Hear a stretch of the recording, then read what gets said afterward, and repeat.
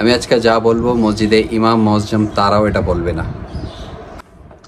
আসসালামু আলাইকুম রহমতুল্লাহি বরকাতু। আশা করি সবাই ভালোই আছেন। আপনারা আছেন হুসেন জার্নি উইথ রিফ্লেকশনস। আজকে আমি আবার একটা হাদিস নিয়ে চলে আসছি।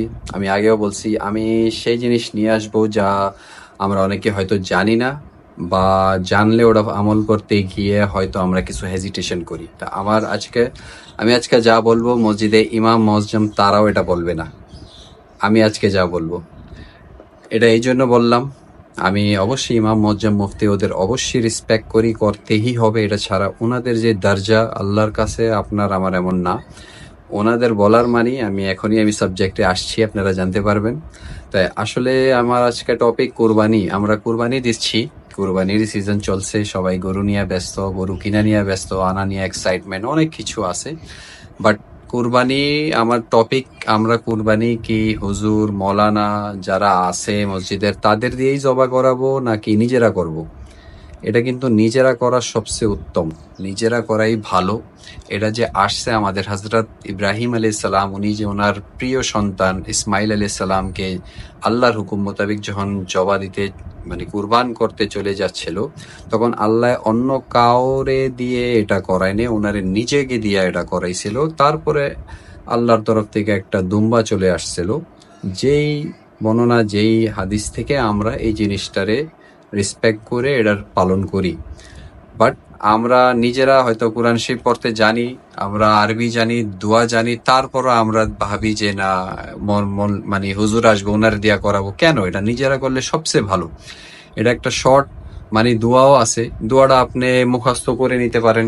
এখন মোবাইলের মধ্যে সবকিছুই থাকে, তাই আপনি মোবাইল আগে পরে নিলেন। এমন না যে জবা দেওয়ার সময় আপনার এটা মোবাইল হাতে নিয়ে দেখতে হবে, কারণ ওই সময় এই সিচুয়েশনটা থাকে না। তো এটা আপনি মুখস্থ করে নিতে পারেন। এটা খুবই শর্ট একটা দোয়া। এটা আমি মনে করি না যে এটা আমরা মুখস্থ করতে পারবো না। আমি আজকে আসছি লাইভ এই জন্যই যে এটা আপনি এখন থেকেই প্রিপারেশন নেন, নিয়তরা করে ফেলেন যে আমি কুরবানিটা দিব, আমি নিজে জবা করব, কারণ আমি কুরবানি দিচ্ছি। এটা তো অন্য কাউকে দিয়ে কেন করাবো? আমি যেহেতু মুসলমান, আমি একটা দোয়া, ছোট একটা দোয়া পড়ে নিতেই পারি। নিয়তটাই সবচেয়ে আসল। আপনি হুজুর ইমাম ওনাদেরকেও দেখবেন যে খুব পরে নাম নিয়া ওনার নাম তার নামের পক্ষে এটা করতে হবে এমন কিছু ওনারা না, ওনারাও নিয়ত করে ফেলে।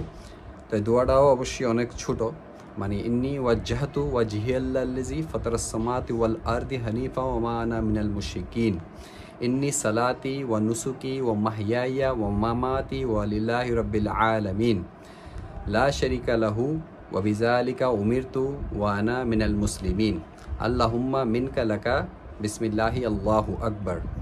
এই দোয়া আমি দিয়ে দিব স্ক্রিনে, এখন হয়তো আপনারা দেখছেন। তো এই দোয়াটা পরেই আপনি আল্লাহু আকবার বলে কুরবানি, এটা আপনি কুরবানি যখন গরু মানে ফালানের করে তখনই পরে নিতে পারেন। মোবাইল নিয়ে আমি পরে নিছি। তারপরে এরপরে আবার আরেকটা দোয়া আছে, এটা মানে এখানে আবার এই দোয়ার মধ্যে মহিলা আছে, মহিলাদের জন্য পক্ষে থাকলে এই দোয়া, পুরুষ হইলে এই পক্ষ। তো এটা একটা নিয়ত করে নিলে, আল্লাহ আমি কুরবানি দিচ্ছি, আমার যদি ভাগে থাকে 5 জন 6 জন 7 জন, তাদের নাম নিয়ে নিলাম যে ওনাদের পক্ষে। কুরবানি কিন্তু কারো নামে হয় না, কুরবানি আল্লাহর নামে হয়, আল্লাহর জন্য হয়, কারো নামে হয় না, আমাদের পক্ষ থেকে হয়। আমি দিচ্ছি আমার ফরজ দেখা, বাট আল্লাহর নামে দিচ্ছি আমি, আমার মার নামে বাবার নামে এটা কিন্তু হয় না কখনো। এটা হয় আমাদের পক্ষ থেকে, আমার পক্ষ থেকে, আমার উপরে যেহেতু ফরজ, আমার পক্ষ থেকে আমি আল্লাহ নামে কুরবানি দিচ্ছি। নিয়তরে এটাই থাকে। তা আমরা 5 জন থাকলে আমরা এই 5 জন উমুক এই নাম, ওনাদের পক্ষ থেকে আল্লাহর জন্য এই কুরবানি দিচ্ছি। That's it. নিয়ত আল্লাহ ওই একটু সূরা পড়তে হবে, এই দোয়া করতে হবে, এটা না হলে কুরবানি হবে না এমন না, পড়লে আরও ভালো উত্তম। বাট ওই মোবাইলে আপনি কুরবানির পরে গিয়া রিল্যাক্সভাবে আপনি আবার মোবাইলটা নিয়ে এরপরের এটা হইছে আল্লাহুম্মা তাকাব্বালহু মিন্নি কামা তাকাব্বালতা মিন হাবিবিকা ওয়া মুহাম্মাদিন রাসূলুল্লাহ সাল্লাল্লাহু আলাইহি ওয়াসাল্লাম ওয়া খালিলিকা ইব্রাহিম আলাইহিস সালাম। সহজ, এটা আপনি পড়ে আপনি কুরবানিটা নিজে করতে পারেন। তো কেন আমি আরেকজন, ইভেন আরেকটা জিনিস আমি বলবো, স্কিপ করে যাই, আমার তো স্ক্রিপ্টেড না, আমি যা বলি যা আমার মাথায় আসে তাই বলি। তো কিছু ভুল বলে অবশ্যই এটারে ঠিক করবেন। আপনি মজ্জেম বা মৌলানা যারা আসে তাদের কাছে, তাদের থেকে যে মানে এটা যারা ধার ছুরি থাকে তাদের নিয়ে আপনি মানে আপনি নিজেই করে ওনাদেরকে দিয়ে দিলেন, ওনাদেরকে একটা হাদিয়া যে দেন ওটাও দিয়ে দিলেন, 50-100 টাকা দিলেন, মানে ওনাদের অজার যেটা ব্যাপারটা ইউজ করলেন, ইভেন আপনি নিজেও কুরবানিটা দিয়ে ফেললেন। মানে আপনি অনেক সময় আমরা এটাও ভাবি ভাই আমার তো ওই জিনিসটা নাই, মানে আমার নিজে যে কুরবানি দেওয়ার জন্য একটা বড় একটা দাওয়ার মতো লাগে, যেটা আমি আলহামদুলিল্লাহ এবার বানাইছি অনেক বছর পর। তে নাইলে আমার প্রতিবেশী আছে তাদের অপেক্ষায় ভাই উনার গরুটা আগে ফালাই করে নেক, তারপরে আমি এটা ওটা নিয়ে মানে ছুরিটা নিয়ে আমি করবো এই অপেক্ষায় থাকতাম। এই জন্য এবার নিজে নিয়ে নিছি। তো হুজুর মৌলানা যারা আসে তারা আসুক, তাদের থেকে ওটা নিয়ে আপনি দিয়ে তাদেরকেও কিছু খুশি করে দিলেন। হাজার মানে 100, 150, 100, 200 যাই দেন, মোস্টলি আমরা 100 টাকাই দিই। তাই এটা দিলে সমস্যা নেই তো, আপনার কাজও হয়ে গেল, ওনারাও খুশি হয়ে গেল, ওনারাও একটা আশা থাকে। আমি যে বললাম তারা কেন বলবো না, তারা মসজিদে খুব বড় করে বলে না যেটা নিজেরাই দেওয়া উত্তম, নিজেরাই করবেন। এটা করলে তো আসলে ওনাদেরও তো সব কিছু করা লাগে, সংসার চালানো লাগে, একটা ইনকাম হয়, আর এটা হালাল ইনকাম। তাই এটা বন্ধ করার রাস্তা তো আর করবে না। বাট আপনি জিজ্ঞাসা করলে তারা অবশ্যই বলবো যে আপনি দিলেই উত্তম। এটা ওনাদের সম্মান, আমি ওনাদের ডিসরেসপেক্ট করিনি। তো এই জন্য নিয়ত করেন, আশা করেন যে এখন থেকে নিজের কুরবানি নিজে জবা নিজেই দিবেন। হ্যাঁ, লেডিস মহিলারা এই চেষ্টা করেন না, তাহলে আরেক বিপদ হবে, ছুরি আরেক দিকে চলে যেতে পারে। তো যারা একটু বডি ফিটনেসে একটু স্ট্রং আছেন তারাই এই সাহসটা করেন, কারণ একটা ওরা যখন ছুরিটা আপনি গলায় দিবেন, আপনার প্রথমে হয়তো নাও পারতে পারেন, বাট পরের বছর হয়তো আপনি আরও ভালোভাবে পারবেন, বাট ওটাও একটু কেয়ারফুলি হ্যান্ডেল করা লাগে। তো এই জন্য যে আমরা এই ইনিশিয়েটিভ নিব না, আমরা নিজে কুরবানি দিব না, এমন করেন না, নিজেরাই নিয়ত করেন। তো আমার এটাই আজকে ছিল। আরেকটা ছিল ভাই, আমরা সোশ্যাল মিডিয়ায় ফেসবুকে পোস্ট দিতে দিতে দিতে অনেক শয়তান আমাদের একটা গুণা দেখলে আরেক দিকে গুণাকরণ বাড়ায় দেয়। আপনি হাটে যাচ্ছেন, এক্সাইটমেন্ট আছে, গরু দেখছেন, গরুর ছবি ফেসবুকে সব দেন।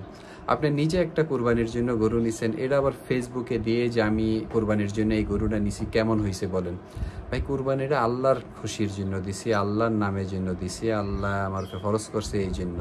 এটা কোনো ইবাদত, কোনো আমল দেখায় করার জন্য হয় না।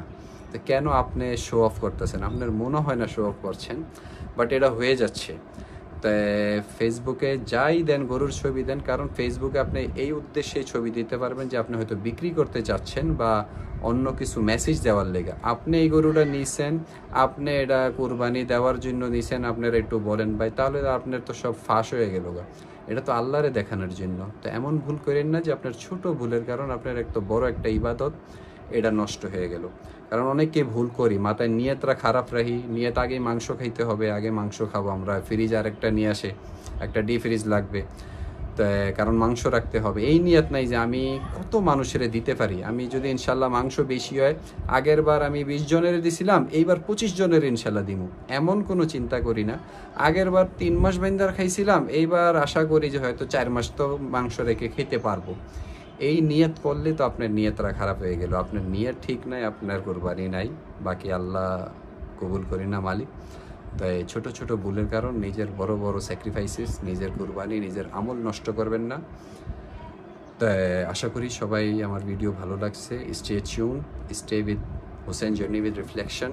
ভালো থাকবেন। আসসালামু আলাইকুম রহমতুল্লাহি বারাকাতু। আল্লাহ হাফিজ।